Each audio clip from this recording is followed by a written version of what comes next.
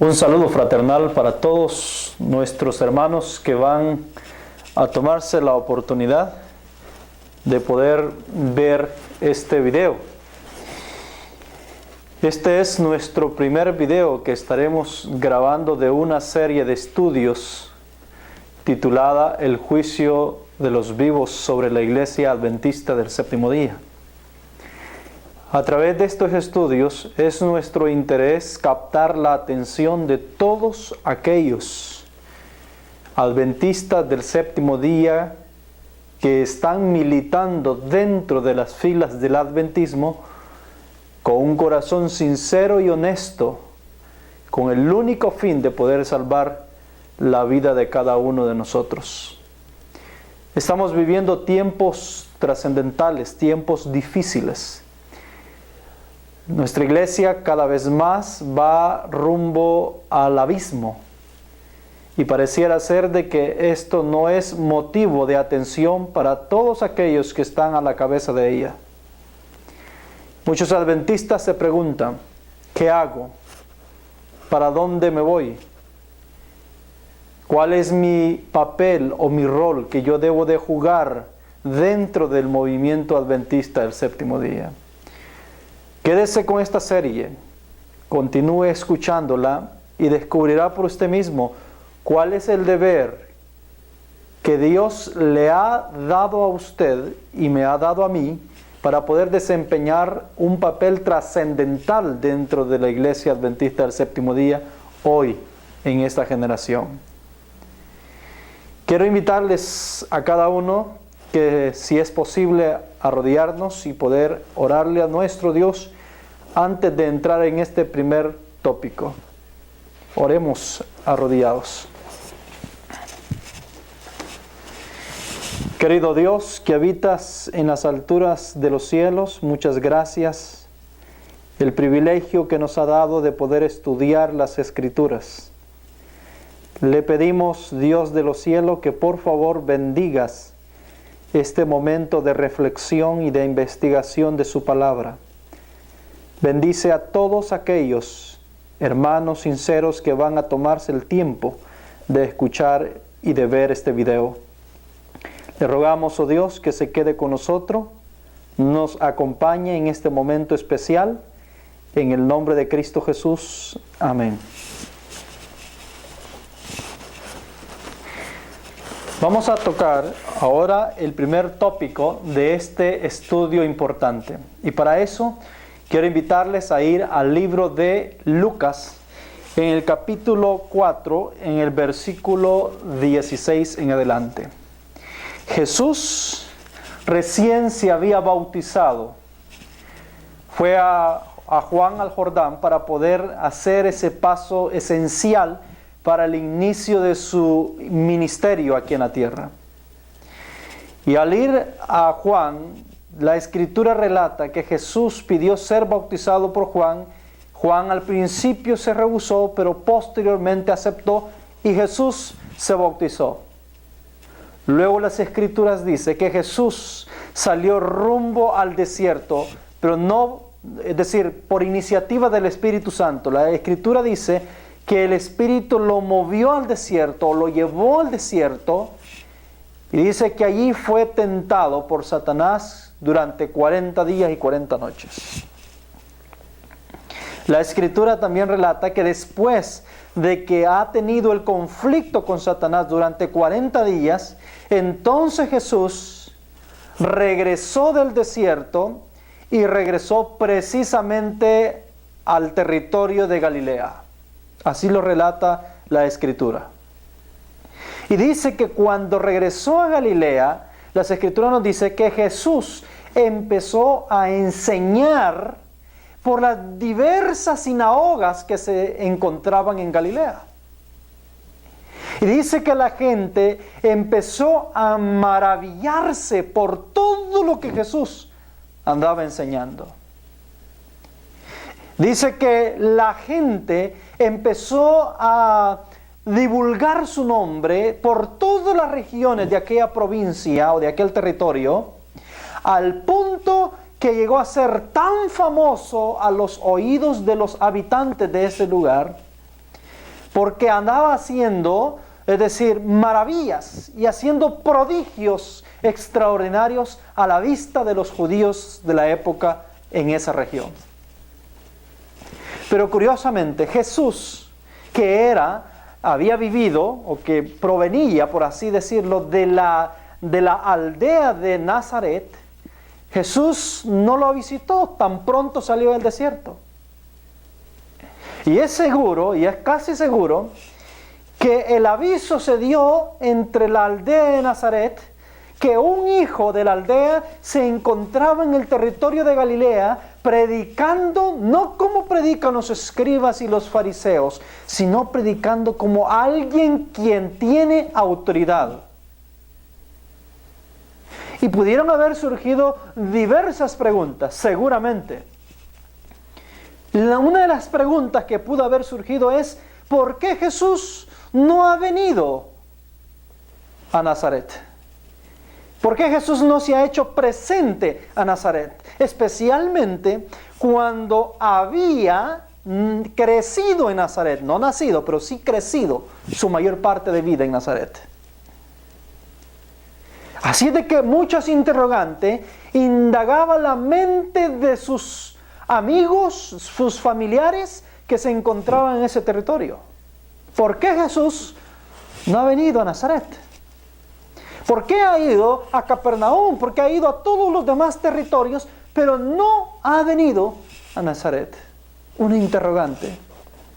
Recordemos que Jesús no andaba predicando ni enseñando por su propia iniciativa. Es decir, dice que el Espíritu Santo es el que lo guiaba y es Él quien le indicaba a dónde debía ir en cada acción que Él iba a hacer. Fue Él quien lo movió del Jordán para el desierto y fue el Espíritu Santo quien lo movió del desierto hacia el territorio de Galilea. Pero el Espíritu Santo todavía no le había indicado ir a Nazaret.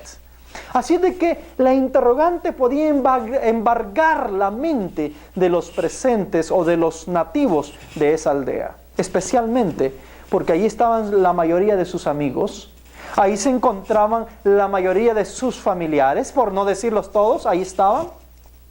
Es decir, su gente conocida se encontraba en Nazaret. Él se había criado en Nazaret. Probablemente había sido parte de la escuela, del departamento de escuela sabática de Nazaret. Había sido parte del departamento de niños de Nazaret. Había sido parte quizás del departamento de diáconos. Había sido quizás hasta anciano. No se sabe, la Escritura no registra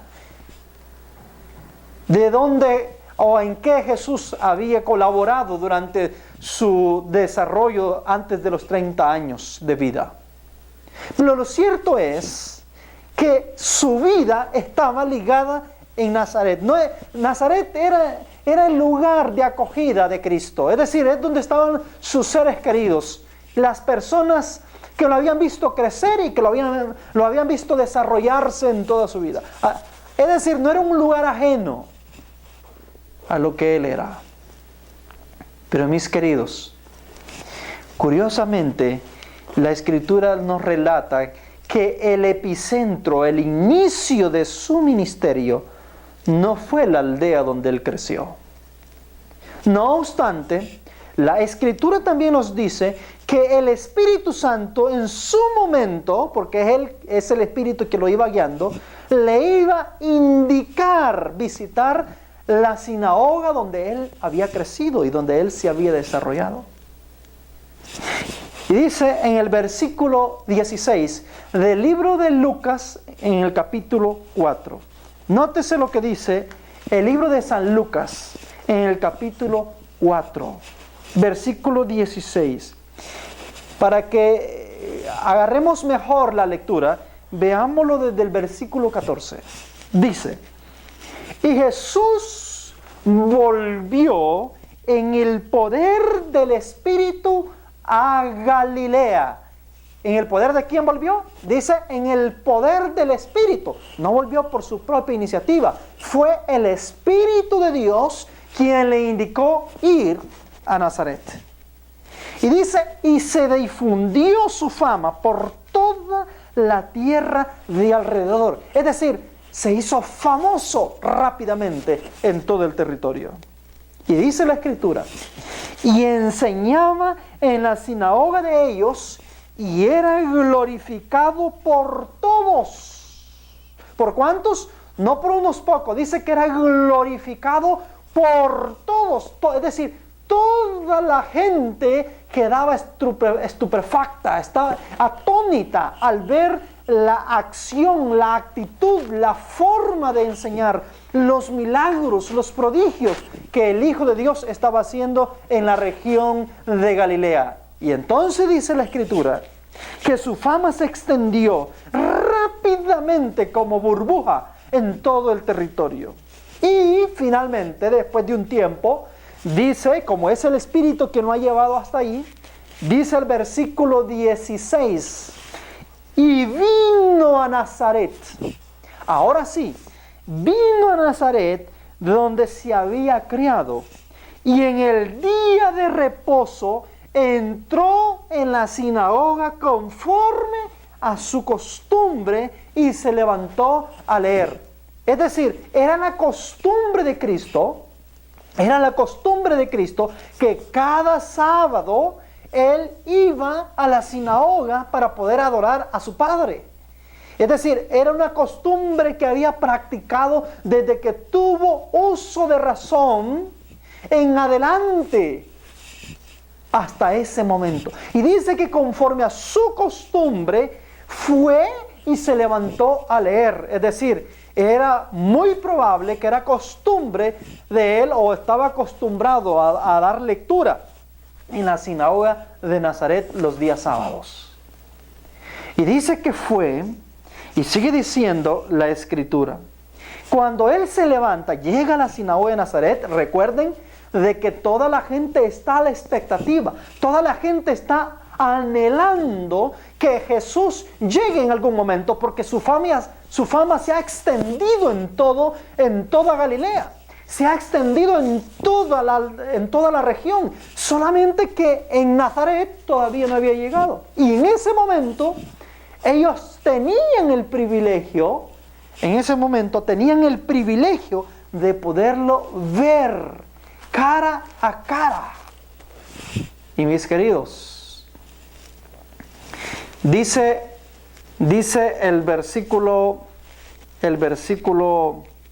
17. Y se le dio el libro del profeta Isaías. Y habiendo abierto el libro, halló el lugar donde estaba escrito: el Espíritu del Señor está sobre mí, por cuanto me ha ungido para dar buenas nuevas a los pobres, me ha enviado a sanar a los quebrantados de corazón, a pregonar libertad a los cautivos y vista a los ciegos, y poner en libertad a los oprimidos, a predicar el año agradable del Señor. Y cuando él leyó ese último párrafo, predicar el año agradable del Señor, dice que enrolló el libro y se lo dio al ministro y se sentó. Pero ¿qué pasó cuando él se sentó? Termina la lectura y se sentó. ¿Qué es lo que Jesús dijo en esa lectura que impactó tanto en el corazón de todos los presentes de ese sábado por la mañana en la sinagoga? Al punto que dice que toda la gente quedó estupefacta, quedó atónita, viendo cuando Jesús se quitó de enfrente y se fue a sentar a su silla. Y dice la Escritura, sigue diciendo la Escritura, y comenzó a decirle. Es decir, es muy probable que haya quedado un silencio total en toda la sinagoga de Nazaret. Y entonces Jesús dice, observando el panorama, evidentemente el Espíritu Santo había tomado el control de la mente de todos los presentes de ese momento. Entonces dice la Escritura que Jesús empezó a hablarles lo que todos estaban esperando. el momento ideal para escuchar de los labios del propio Jesús todo lo que había andado enseñando en la región de Galilea. Y comenzó a decirles, miren lo que les dice: hoy se ha cumplido esta escritura delante de vosotros. Hermanos, todos están atónitos, todos están idos viendo a la persona de Jesús. Y ahora Jesús empieza a hablarles y les empieza a decir: esa escritura que acabo de leer, en mis propias palabras obviamente, eso que acabo de leer del libro del profeta Isaías, hoy se ha cumplido delante de vosotros. Pero los rostros de todos los presentes, a pesar de que lo habían glorificado, es decir, a pesar de que habían hablado maravillas de lo que él había hecho, el rostro de todos los presentes sucumbió en una terrible y horrorosa cambio de actitud hacia la persona de Jesús. Aunque todos daban buen testimonio y estaban maravillados por las palabras de gracia que salían de su boca, inmediatamente vino una pregunta al cerebro, una pregunta que fue puesta por el mismo Satanás. Toda aquella gente maravillada cambia su actitud por una pregunta, y la pregunta es: ¿no es este el hijo de José? Y el asunto es, ¿qué tiene de relevancia esta pregunta? Habían muchos rumores en relación a José y María. Uno de los tantos rumores que se daban en relación a José y María es que María le había pagado mal a José, y que como resultado del adulterio que María había tenido, Jesús había nacido. Es decir, en otras palabras, Jesús era un bastardo. Eso era lo que andaba circulando en la mente de los judíos, en la mente de la región de Nazaret, de la aldea de Nazaret. Entonces los judíos decían, o el chisme decía, que como José era buena persona y era un hombre justo, había recibido a María y había tomado a Jesús como su hijo, para así que el castigo no cayese sobre María. Claro, y todos, obviamente nosotros sabemos de que si no es por el ángel de Dios que puso quieto a José y le aclaró todo el asunto, hasta ese momento José probablemente hubiese hecho eso. Pero todos sabemos que José sabía muy bien la verdad, y sabía que Jesús no era su hijo biológico, pero sí era el hijo que Dios le había encomendado para cuidar de él. Y sabía muy bien que era el Hijo de Dios el que tenía en su medio. Pero ese es uno de los chismes que se andaban dando en ese lugar. Y entonces, inmediatamente, ¿por qué surge la pregunta en la mente de todos los miembros de la iglesia de Nazaret? ¿Qué es lo que los motivó a hacer esa pregunta? Mis queridos, el problema es que Jesús acaba de hacer una terrible declaración, una declaración por la cual se amerita hacerse todas esas tipos de preguntas y muchas más, de acuerdo a la condición del momento. Jesús acababa de decir que lo que él había leído del libro del profeta Isaías se había cumplido delante de sus ojos. Y el problema radicaba que lo que Jesús había leído en ese momento no era ni otra cosa, nada más ni nada menos que una profecía mesiánica. ¿Y qué indica esto?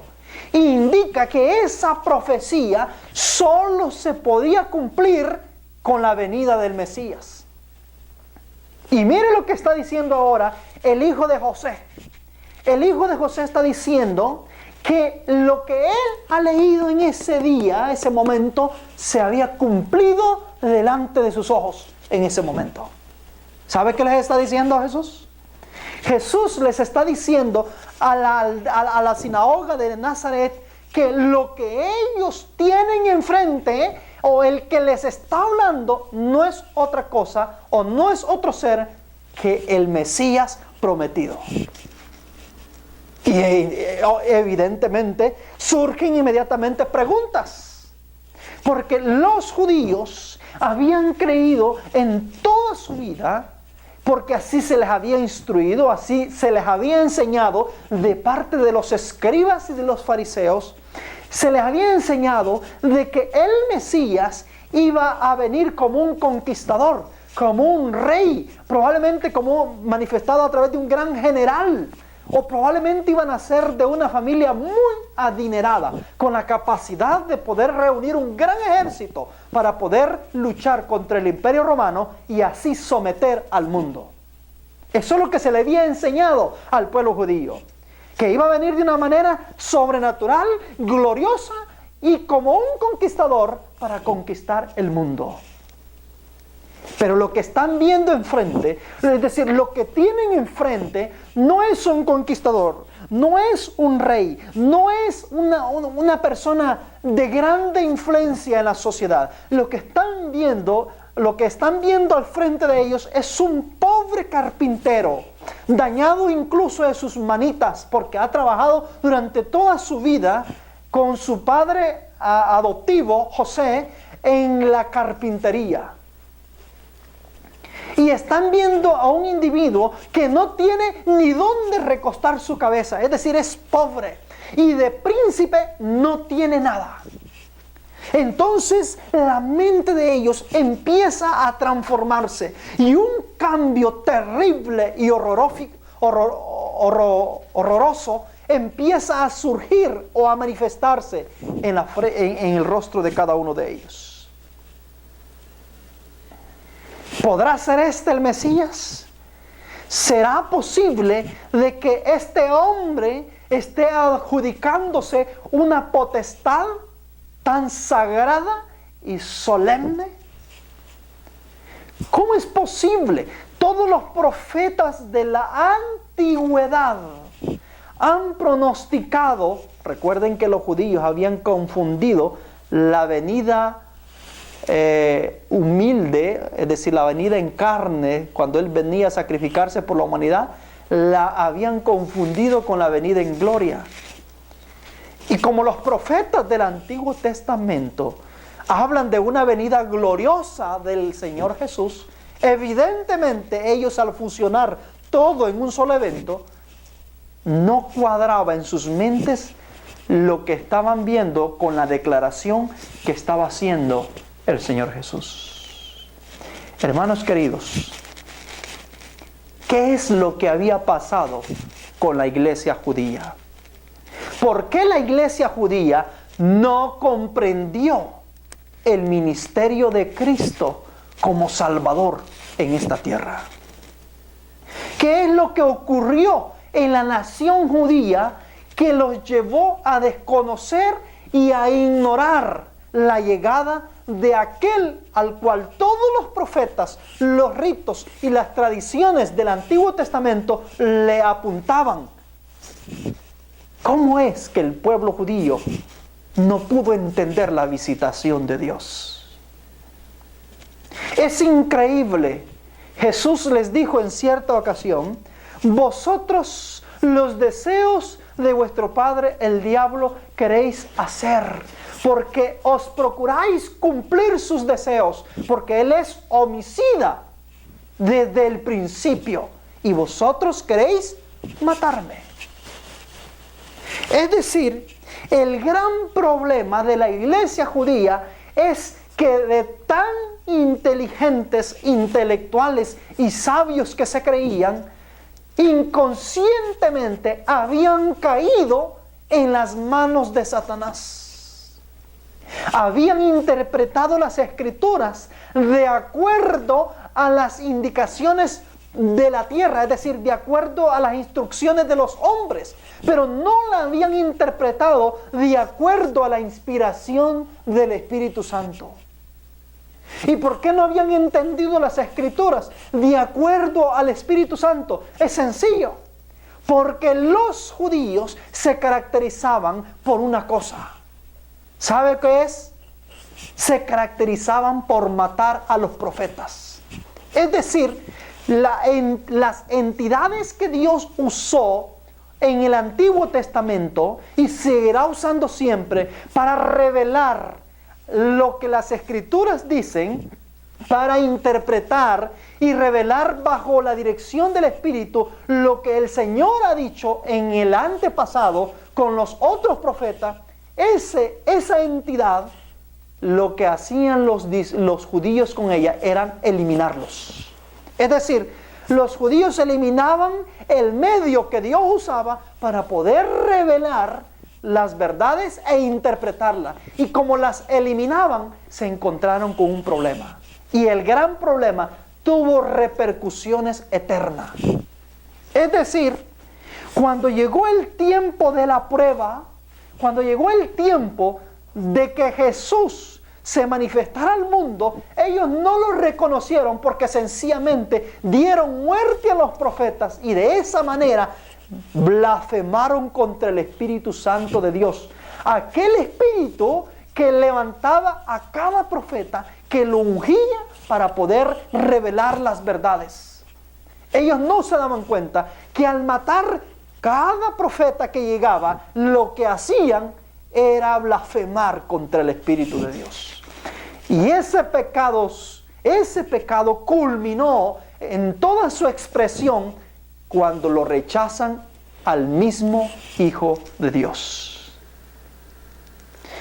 Al rechazar la obra del Espíritu Santo a través de los profetas, los incapacitó para poder entender la visitación de Dios. Hermanos, esto es muy importante, porque la iglesia se caracteriza por rechazar a los profetas, ya sea de una manera directa o de una manera indirecta. Tenemos diversidad de clases de adventistas del séptimo día. Uno de ellos son aquellos que rotundamente dicen: yo no creo en Helena Harmon de White, que es la profeta actual de la iglesia adventista. Yo solamente me voy por lo que la Biblia dice. Muy bien, esos son, podríamos decirle, los declarados.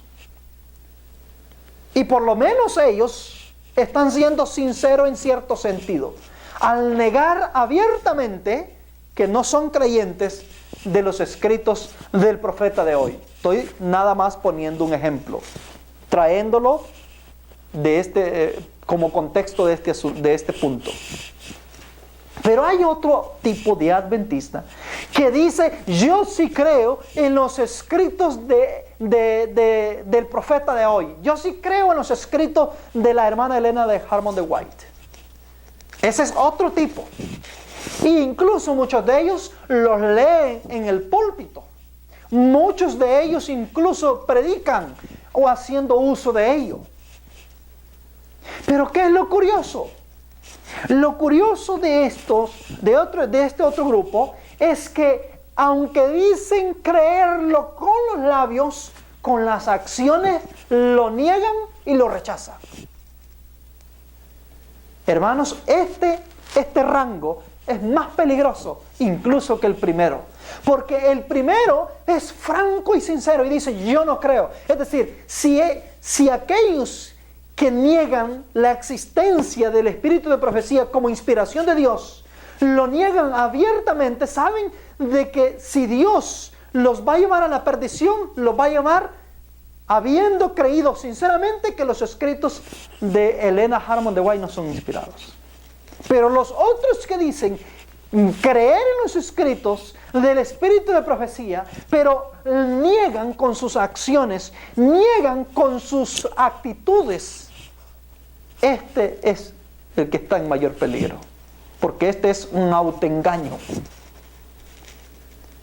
Y está el otro grupo, el último grupo, el que dice creer y lucha y se esfuerza para quererlos practicar todos los consejos inspirados y revelados que Dios le dio a la sierva de Dios a través del Espíritu Santo. El punto es que este rango de estos tres grupos que yo he mencionado también se encontraban reflejados en el tiempo de los judíos. El mismo Jesús en muchas ocasiones les reprochó a los judíos de querer arreglar los monumentos de los profetas, de querer adornarlos y exclamar ante la multitud y decir: si nosotros hubiésemos estado en el tiempo de nuestros padres, no hubiésemos hecho esto. Y Jesús los reprocha y les dice: así es de que confesáis que vuestros padres son los que hicieron, son los actores de esto.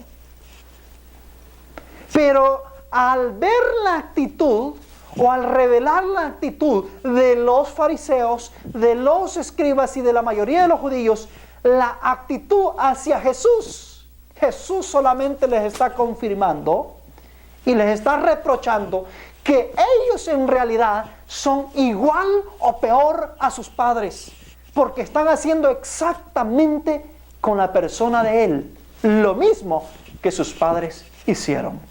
Hermanos, es que lo común, es decir, lo natural en la iglesia de Dios en todos los tiempos ha sido el de rechazar a los mensajeros de Dios. Eso es lo normal.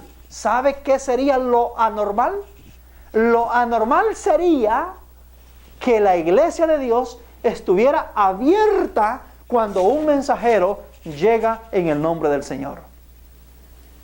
Si ustedes revisan la historia desde el principio hasta el fin, se darán cuenta que casi todos los mensajeros de Dios han tenido que sufrir oposición y guerra de parte de sus mismos hermanos creyentes en la fe. Jesús no fue la excepción.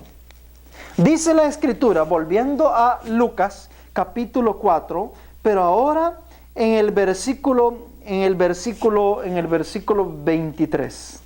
Y Él les dijo: sin duda me diréis este refrán: médico, cúrate a ti mismo. De tantas cosas que hemos oído que se han hecho en Capernaum, haz también aquí en tu tierra.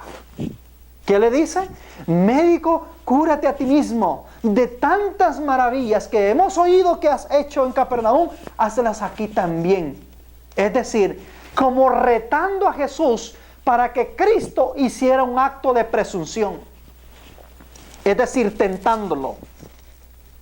Y entonces Jesús les dice en el versos 24: no se preocupen, yo sé perfectamente que ningún profeta, es decir, que ningún profeta es acepto en su propia tierra. Es decir, no se preocupen, yo conozco la naturaleza de mi pueblo. Yo sé que ningún profeta es acepto en su propia tierra. Y entonces Jesús viene y les da dos ejemplos. Les da dos ejemplos. Número uno, el primer ejemplo que Jesús les da se encuentra registrado en los siguientes versículos. Primero, les da el ejemplo de Elías. Jesús les dice, se los voy a narrar, ustedes pueden seguirlo leyendo. Jesús les dice: ¿no les parece curioso que Elías no fue enviado a ninguna viuda de tantas que habían en Israel, sino que fue enviado a la viuda de Sarepta de Sidón, es decir, a una viuda gentil? Pero ¿por qué no fue enviado a una viuda de las tantas que habían en Israel? Y después les da otro ejemplo, el ejemplo número 2. ¿No les parece curioso que de tantos leprosos que habían en la tierra de Israel, a Eliseo no se le envió a nadie de ellos, sino a Naamán el sirio? Eso está Eso está en el versículo 27. Se les envió a Naamán el sirio. ¿Por qué? Si habían tantos en Israel. ¿Sabe qué les está diciendo Jesús? Jesús les está diciendo, ¿saben qué? Será mucho más fácil. Y dicho sea de paso, Naamán era un gentil, al igual que la viuda de Sarepta de Sidón. Jesús les está diciendo, es más fácil que los gentiles crean que yo soy el Hijo de Dios por la fe y no ustedes. Bueno, dicho sea de paso, todos sabemos que cuando Jesús nació, los primeros que llegaron a ofrendar y reconocieron, hermanos, la llegada del Salvador como un niño a la tierra, fueron gentiles, los caminantes del oriente. Entonces Jesús les está diciendo, es más fácil que los gentiles crean que yo soy el Hijo de Dios y no ustedes.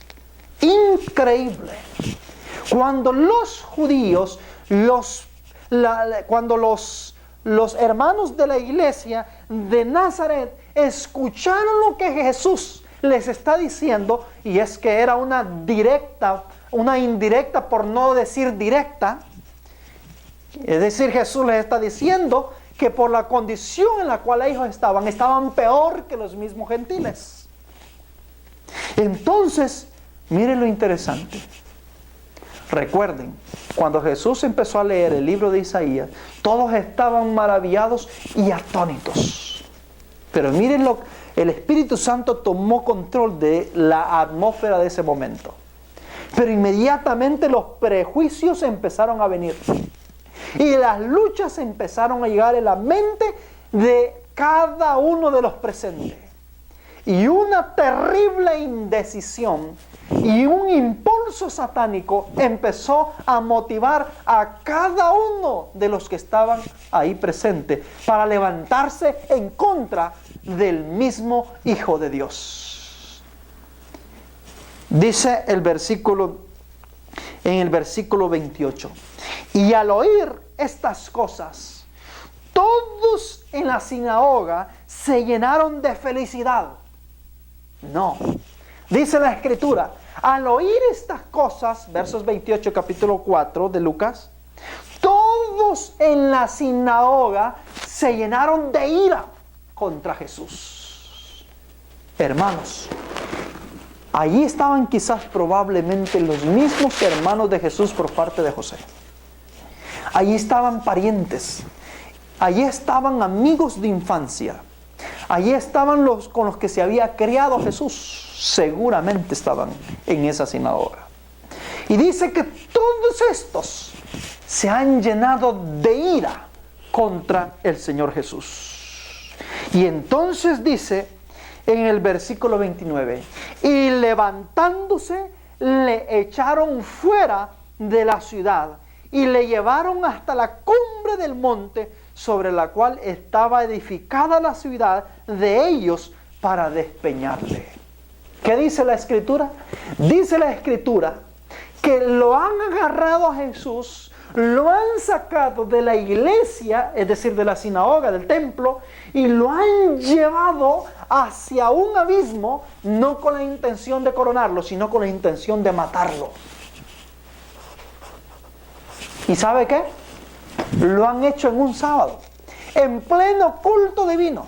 No les ha importado el servicio a Dios, no les ha importado el sábado consagrado a Dios, que dicho sea de paso, ellos eran muy estrictos con la observancia del sábado, pues ese sábado no les importó, sino que han sacado a Jesús y lo han llevado hacia el abismo con la intención de matarlo. Y si no es porque la hora no había llegado para Cristo y Jesús desaparezca de entre medio de ellos, ese sábado de la mañana Jesús hubiese tenido que morir. ¿Quiénes lo estaban llevando? No eran agentes desconocidos, no eran gentiles, no eran personas ajenas a su entorno, eran sus mismos hermanos, tanto carnales, quizás probablemente, o de sangre, como personas ajenas a su familia. Es decir, toda la iglesia, todos sus hermanos espirituales que lo habían visto crecer, que lo conocían perfectamente, lo han agarrado con la intención de llevarlo al matadero.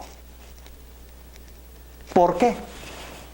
Porque sencillamente Jesús dijo algo, leyó algo esa mañana de sábado que no cuadró con la mente de ellos. ¿Por qué no cuadró? Porque sencillamente los judíos habían negado la obra del Espíritu Santo. El Espíritu de verdad, el único que les podía hacer discernir entre las palabras de Cristo y la voz de Satanás en su mente, lo habían negado y lo habían rechazado. Desde ahí y hasta todos sus ancestros, los que le habían dado muerte a todos los profetas. Hermanos, miren lo que lo está llevando a aquel pueblo que había negado la voz de los profetas, incluso la del profeta reciente, Juan el Bautista. ¿No le parece curioso que ningún líder judío, ni ningún judío se metió para defender la causa de Juan? Es decir, nadie se atrevió a hacerle oposición al rey Herodes para poder impedir que éste matara a Juan, sino que Juan murió en el anonimato y nadie se prestó para poder defender la causa. Es decir, Juan había venido con el mensaje del cielo para advertir al pueblo judío que se aproximaba el tiempo de la llegada del Mesías. Pero los israelitas, los judíos, principalmente los líderes judíos, no habían creído al mensaje de Juan. Y eso era más que obvio. Jesús mismo los reprochó y en cierto momento los puso en una encrucijada cuando les preguntó si Juan había venido de parte de Dios o de parte de los hombres. Entonces los fariseos y los escribas no respondieron porque ellos no creían de que había venido de parte de Dios, y dos, si decían que había venido de parte de los hombres, iban a ser apedreados por el pueblo, porque ellos sí creían, o muchos de ellos sí creían que Juan venía de parte de Dios. Mis queridos hermanos, el rechazo de los profetas de parte de los judíos los llevó o se preparó el camino o los preparó el camino para que rechazaran al mismo Hijo de Dios y para que no entendieran el tiempo de la visitación del mismo Dios a su pueblo. Y mira lo interesante. Cuando Jesús leyó las porciones del libro de Isaías, Él no leyó una porción ajena al conocimiento de los judíos. Todos los judíos conocían esa lectura. Es decir, la mayoría de los sábados esa lectura se leía en la sinagoga. Era el pan de cada sábado, porque era una profecía mesiánica. Ahora la pregunta es, ¿qué es lo que el profeta Isaías había profetizado? ¿Qué es lo que los judíos habían entendido en relación a la profecía que había dado el profeta Isaías? ¿Por qué los judíos no comprendieron la profecía del profeta de Isaías? ¿Quieres saber dónde se equivocaron los judíos en relación a la interpretación de Isaías? Si quieres saberlo, no se pierda nuestro próximo estudio. Que Dios lo bendiga a usted y a toda su familia. Quiero invitarles a ir de rodillas y a orar.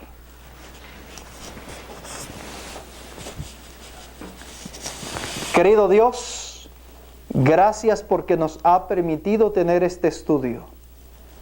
Bendice, Dios del cielo, a cada uno de tus hijos, aquellos que van a escuchar y van a ver este video. Le ruego, Dios, que su Espíritu haga la obra en cada uno de ellos y que pueda humillar el yo, nuestro ego humano, y permitir, oh Dios, que el Espíritu de verdad, aquel Espíritu que revela todas las cosas, pueda hacer su obra transformadora en los corazones de todos aquellos sinceros. Quédese, Señor, con nosotros y con todos aquellos televidentes. En el nombre de Jesucristo. Amén.